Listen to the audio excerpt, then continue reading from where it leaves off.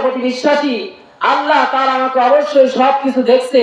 আমাকে আমার উম্মতরা যখন ভাববে আমাকে তো পরকালে আল্লাহর কাছে চলে যেতেই হবে, যখন আমার উম্মতরা এই বলে ধ্যান ধারণা সবকিছু তারা কি করবে, ঠিক রাখবে, তখন তারা খাঁটি ঈমানদার হতে পারবে।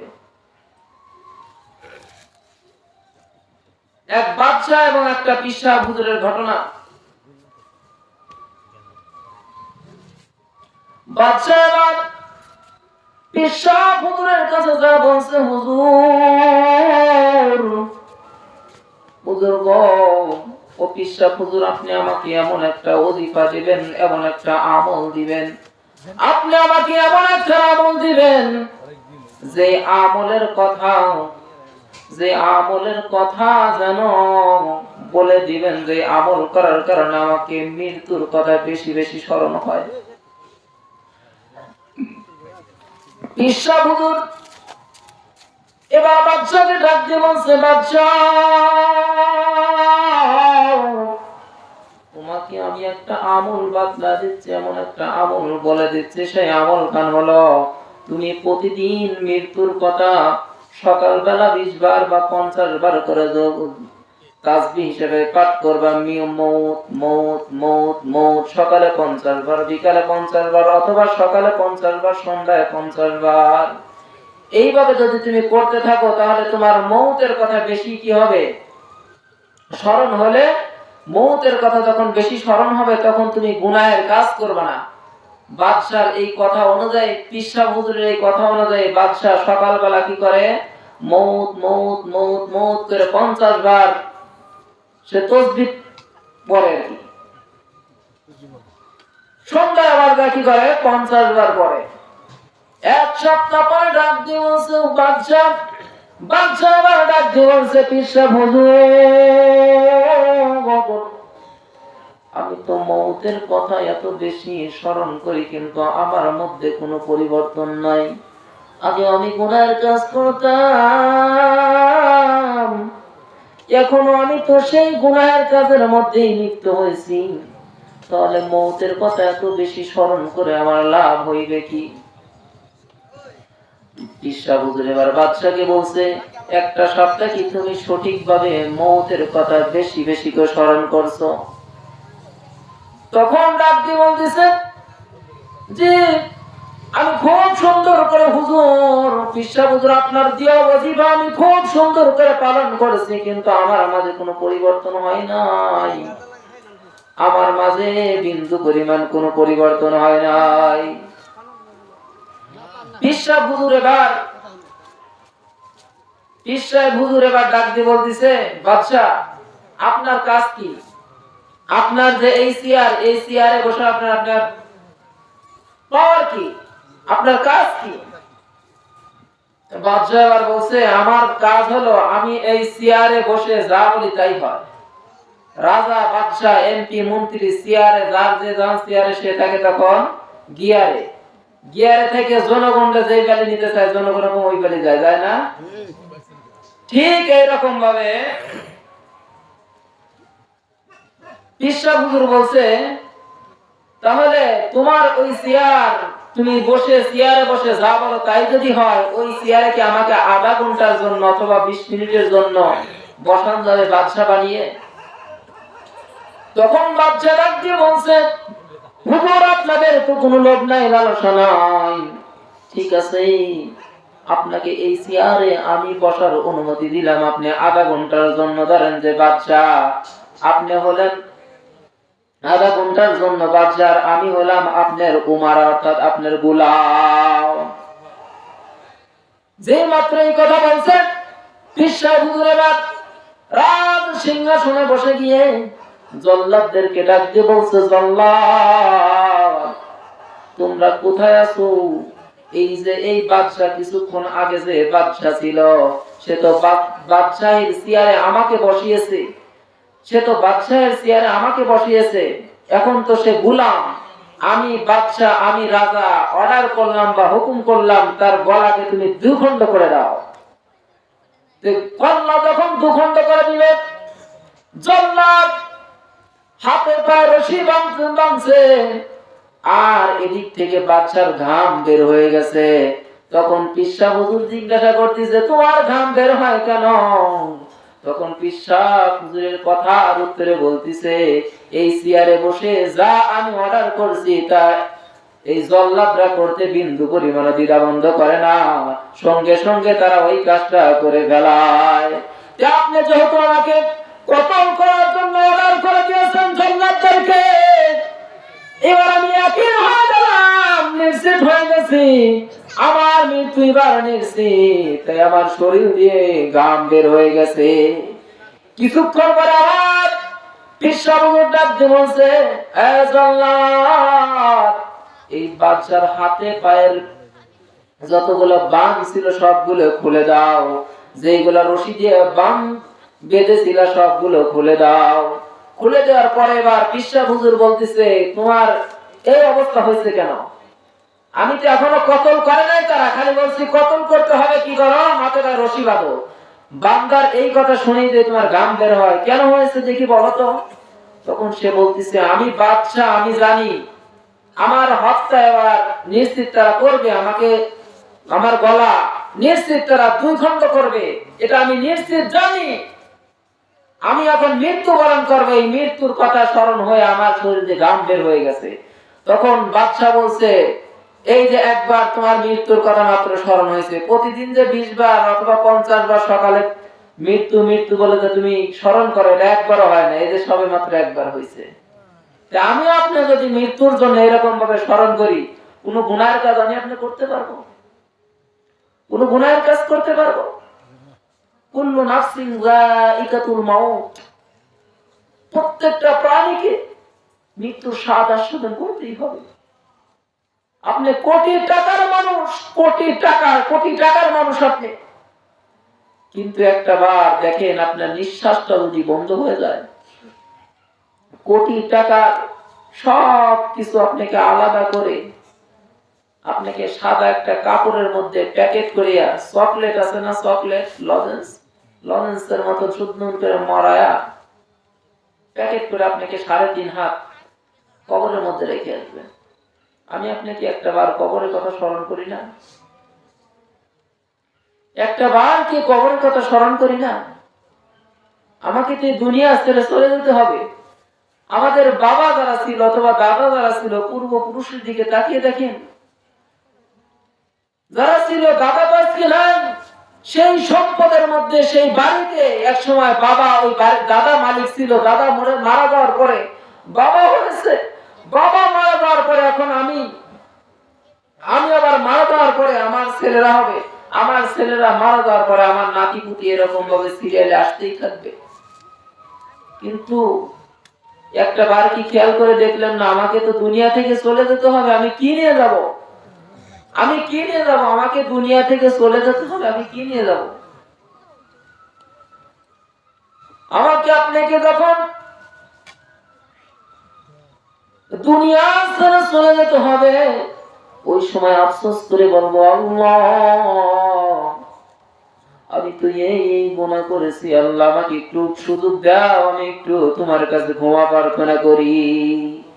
তাই না আমার বন্ধুরা, যে যেখানে বসে গুনাহের কাজ করি, যে যেখানে বসে গুনাহের কাজ করি অথবা ভালো একটা কাজ করি, কাল কঠিন কিয়ামতের ময়দানে জমিন সাক্ষী দিয়ে বলবে, আল্লাহ ওই জামিতিয়া একটা এলাকার মধ্যে তোমার বান্দারা কোরআনের আলোচনা শুনছে, আল্লাহ তারা তো পাশে গান হয়েছে, সেই গানের কনসার্টে না গিয়ে তারা কোরআনের কনসার্টের মধ্যে আসছে, আল্লাহ কোরআনের মাহফিলের মধ্যে আসছে, আল্লাহ এদেরকে তুমি মাফ করে দাও। কেন মাফ করবে না? ইয়াউমাইযিন তুহাদ্দিসু আখবারাহা, এই জমিন সাক্ষী দিয়ে বলবে, আল্লাহ বান্দারা তোমার দেখে নাই, কোনদিন তোমার নবীকে দেখে নাই, তোমার রাসূলকে দেখে নাই, তোমাকে দেখে নাই, কিন্তু তোমার নবীর রেখে দেওয়া কোরআন এবং তোমার প্রদত্ত যে কোরআন তোমার নবীকে দিয়েছো, সেই কোরআন তারা পাইছে এবং নবীর সুন্নাতকে পাইছে, পেয়ে এর উপর বিশ্বাস করে তারা কি করছে, পরকালের প্রতি বিশ্বাস করে তারা নামাজ পড়ছে, তারা গুনাহের কাজের মধ্যে জানে, আল্লাহ এদেরকে মাফ করে দাও। কেন মাফ করবে না? করো, মাফ করো। ইয়াউমাইযিন তুহাদ্দিসু আখবারাহা, জমিন ওই দিন সাক্ষী দিয়ে বলবে, আল্লাহ এদেরকে তুমি মাফ করে দাও। কেন মাফ করবা না? ওই দিন মানুষ ঠিক আফসোস করে বলবে, আল্লাহ আমি কেন একটু সওয়াবের কাজ করি না? আর একটু যদি সওয়াবের কাজ করতাম তাহলে আমি আজকে এইখানে আর একটু বেশি জান্নাতের মধ্যে তাড়াতাড়ি চলে যেতে পারতাম, আরো তাড়াতাড়ি জান্নাতের মধ্যে চলে যেতে পারতাম। ভাইরা আমার, বন্ধুরা আমার, মা বোনেরা, আমি আপনি তো সংসারের পিছনে, ছেলে মেয়েদের পিছনে পাগল হয়ে গেছি। কাল কিয়ামতের ময়দানে একটা নেকির জন্য যখন ছেলের কাছে যাবে, অথবা ছেলে যখন বাবার কাছে যাবে, রে বাবা দুনিয়ার মধ্যে থাকালীন না কত মায়া করে মহব্বত করি আমাকে মানুষ করছো আল্লাহ। ও বাবা গো, আমাকে একটা তুমি নেকি দাও, একটা নেকি দিলে আমি জান্নাতের মধ্যে চলে যাব। এরপরে বাবা বলবে, শোকান দূর হয়ে যাও, দূর হয়ে যাও, দুনিয়ার মধ্যে থাকালীন আমি কোনো বিবাহ শাদী করি নাই। এরপর 10 দিন 10 মাস 10 মাস 10 দিন যেই মা জননী গর্ভে করে সন্তানকে রাখছিল, সন্তান ওই মায়ের কাছে যা বলবে, আল্লাহ আমার মা,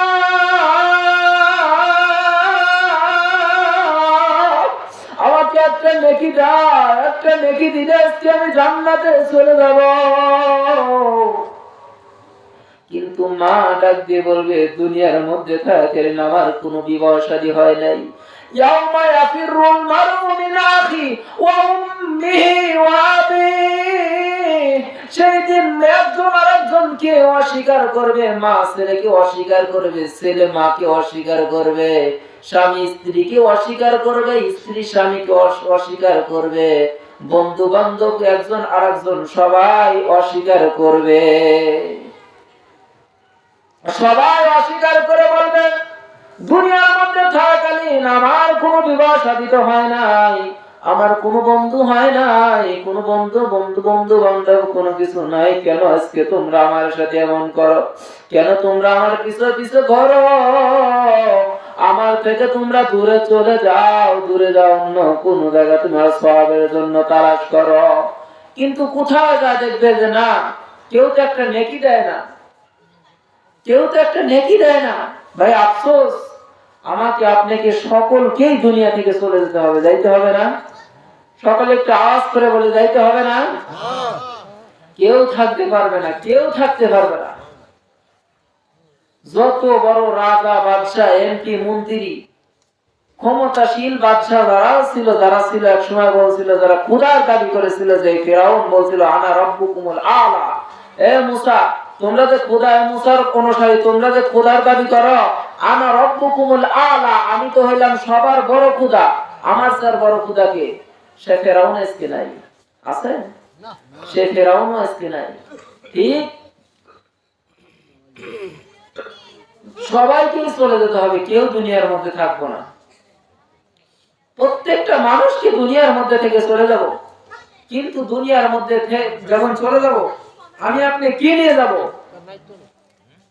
আমি আপনি কি নিয়ে যাব? শুধু খালি হাতের মধ্যে চলে যেতে হবে, খালি হাতে চলে যেতে হবে, খালি হাতে চলে যেতে হবে। আমার আপনার সাথে কোনো কিছুই যাবে না। খাজা কাকি বখতিয়ার রহমাতুল্লাহি আলাইহি দেখেন, আজকে আমাদের আমলের কথা যদি বলি, এখানে কয়জন নামাজ পড়ছি আর কয়জন পড়ি নাই, 90% লোকই এখানে এমন পাওয়া যাবে যারা নামাজ পড়ি নাই। খাজা কাকি বখতিয়ার রহমাতুল্লাহি আলাইহি মৃত্যুর আগে দিল্লি জাহান্নামে, দিল্লির কুতুব মিনার এখনো দাঁড়িয়ে রয়েছে। খাজা কাকি কুতুবউদ্দিন বখতিয়ার রহমাতুল্লাহি আলাইহি ছেলে সন্তান এবং মুরিদানদেরকে বলে দিয়ে গেছেন, আমি খাজা কাকি কুতুবউদ্দিন বখতিয়ার রহমাতুল্লাহি আলাইহি যখন মারা যাব, আমার জানাজাটা যেন পৃথিবীর যেন তেন কোনো মানুষ যেন না পড়ে।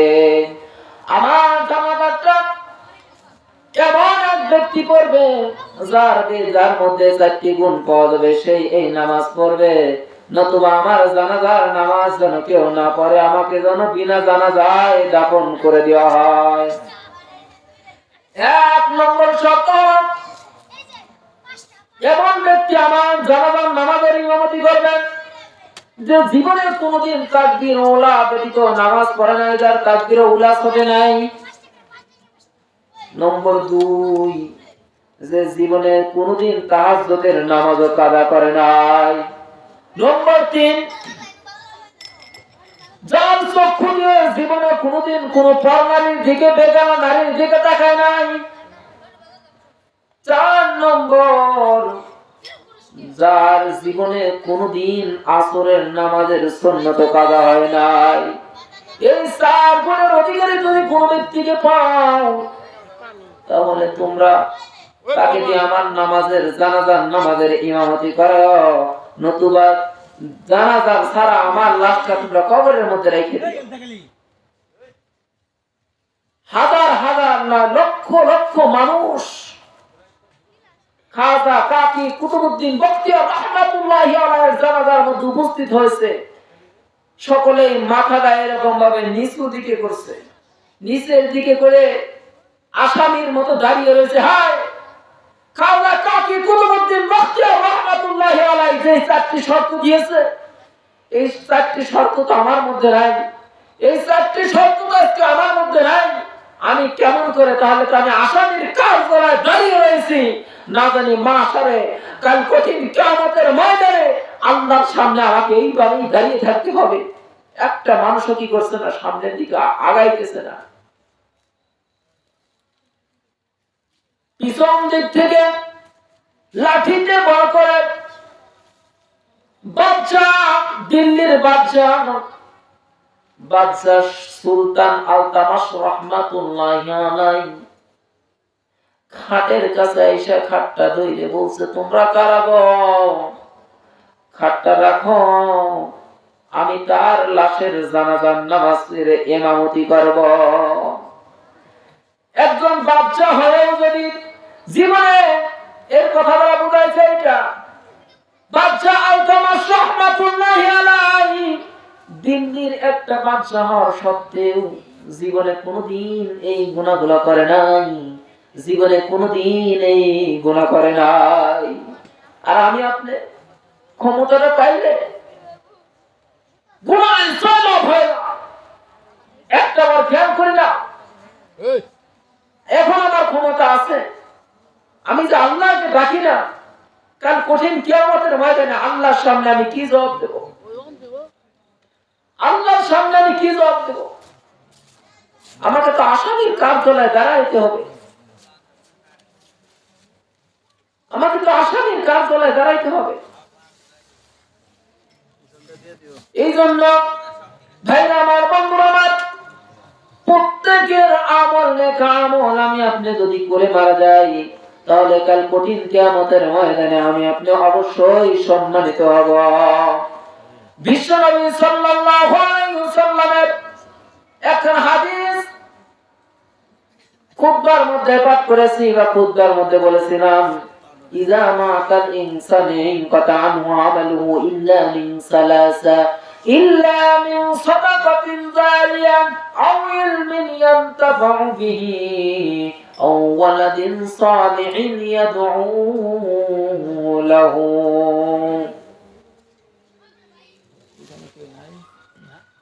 আব্দুল আজিজ ভাই একটু ডাক দেন, জামাই দেখুন আব্দুল আজিজ ভাই কাজে ব্যস্ত আছে। আব্দুল আজিজ অথবা এইখানকার কে আছে, বাসার কে আছে?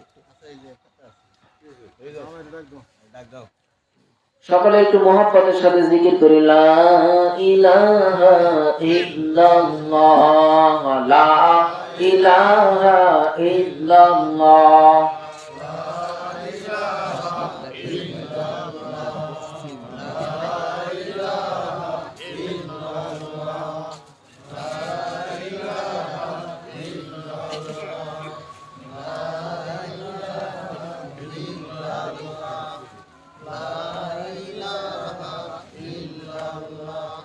لا إله إلا الله لا إله إلا الله আহার নিতরা ভালো লাগে না, আহার নিতরা ভালো লাগে না, ভালো লাগে শুধু এক আল্লাহ, লা ইলাহা ইল্লাল্লাহ, লা ইলাহা ইল্লাল্লাহ।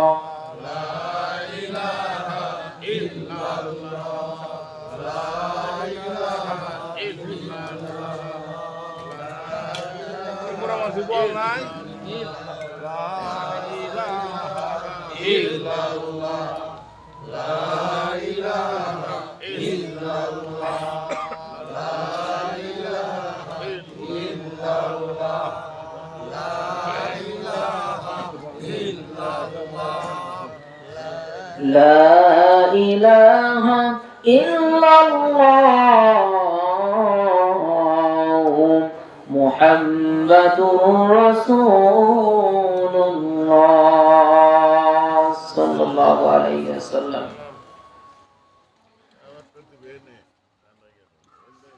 তো আমাকে আপনাকে প্রত্যেকটা মানুষকে দুনিয়া ছেড়ে চলে যেতে হবে। কি নিয়ে যাব? একজন বাদশা হয়েও গুনাহ করতে ভয় পাইতো না, জানি মাহশরে কাল কঠিন কিয়ামতের ময়দানে আমাকে তো আসামির কাঠগড়ায় দাঁড়াইতে হবে। আমি আপনি একটা বারও গুনাহ করতে ভয় পাই না, একটা বারও গুনাহ করতে ভয় পাই না। আমি আপনি যদি বদকার হয়ে যাই, আমি আপনি যদি বদকার হয়ে যাই, অবশ্যই আমাকে এর সাজা কবরের মধ্যে ভোগ করতেই হবে। মানুষের নিঃশ্বাস বন্ধ হওয়ার পরে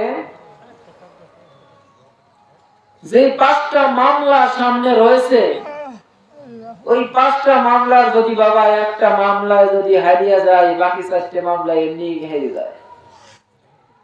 দুনিয়ার নিয়ম হইল কোন ব্যক্তি একটা মামলা অথবা একটা কেস কভারে চলতেছে, একটা জমি নিয়ে বোঝেন, ম্যাজিস্ট্রেট কোর্ট, হাই কোর্ট, জজ কোর্ট, সুপ্রিম কোর্ট, এরপর হলো জজ কোর্ট। তো প্রথম যদি ম্যাজিস্ট্রেট কোর্ট থেকে যদি সে হারে যায়, তাহলে তাকে আপিল করার জন্য সেটা উচ্চ আদালতে, সে সুপ্রিম কোর্টে যাইতে পারে। সুপ্রিম কোর্টেও যদি সে হারে যায়, তাহলে সেটাকে রায় তার মনোমত হয় নাই, সেটাকে আপিল করার জন্য, তার আপিল করার কোন জায়গা রয়েছে, আপিল করার জন্য সে জজ কোর্টে যাইতে পারতেছে। কিন্তু জজ কোর্ট থেকে যদি একবার হাইরে যায়, তাকে আর আপিল করার মতন জায়গা কোথায় নাই, আছে? কিন্তু কাল কঠিন কিয়ামতের ময়দানে বান্দা একটা বার তোমরা খেয়াল করো না, কবরের মধ্যে যখন রাখা হবে, হাসর নাসর কবর মিজান পুলসিরাত, এই 5টা জায়গার একটা জায়গায় যদি আটকে যায়, বাকি জায়গায় আর কোনো আশা নাই জিতার, বাকি জায়গায় আর কোনো আশা নাই জিতার, বাকি জায়গায় আর কোনো আশা নাই জিতার। যখন কোন বদকার ব্যক্তিকে কবরের মধ্যে রাখা হয়, বদকার ব্যক্তিকে প্রশ্ন করা হয়, মান রব্বুকা ওয়া মান দীনুকা ওয়া মান নাবিয়ুকা।